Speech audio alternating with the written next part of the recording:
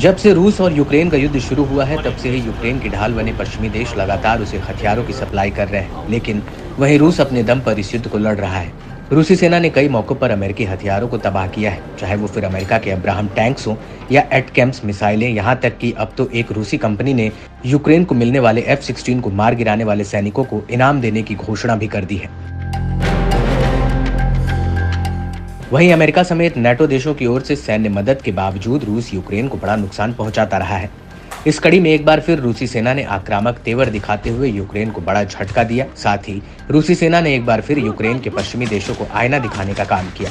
जंग में अकेले पड़ रही रूसी सेना ने हार ना मानते हुए घात लगाकर अपने हमलों को जारी रखा है। यही वजह है कि रूसी रक्षा मंत्रालय ने बड़ा दावा किया है। इसके तहत रूसी बैलिस्टिक मिसाइल ने अमेरिका की ओर से supply HIMARS multiple rocket launcher system को मिनटों में तबाह कर दिया।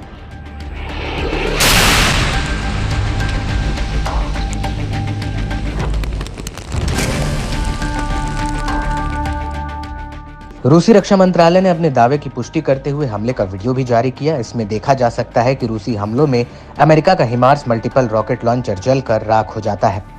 हालिया हमले से साफ है कि रूस के घातक हमलों के चलते यूक्रेन ही अपने इलाकों में पकड़ बेहद कमजोर होती जा रही है, तो वहीं यूक्रेन पश्चिमी मित्रों के हथियार भी अब रूस का आसान शिकार बन रहे हैं, जिससे यूक्रेन की सैन्य ताकत फिर से लड़खड़ा सकती है। एक तो यूक्रेन फ्रंट लाइन पर जवानों की कमी से जूझ रहा है, वहीं एक एक कर पश्चिमी देशों के हथियार गंवाने से उसकी मुश्किलें दोगुनी हो गई हैं।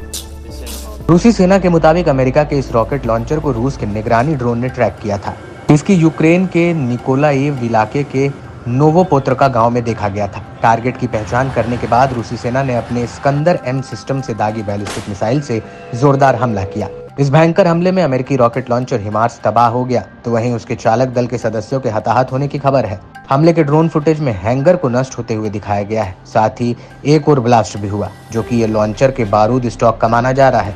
रूसी सेना ने पिछले कुछ हफ्तों में इस तरह के कई लॉन्चरों को नष्ट करने का दावा किया है। इनमें से कुछ हमले रूसी रक्षा मंत्रालय की ओर से जारी ड्रोन फुटेज में कैद भी हुए हैं। बता दें कि हिमार्स को लंबे समय से यूक्रेनी सेना रूस के खिलाफ इस्तेमाल करती आई है।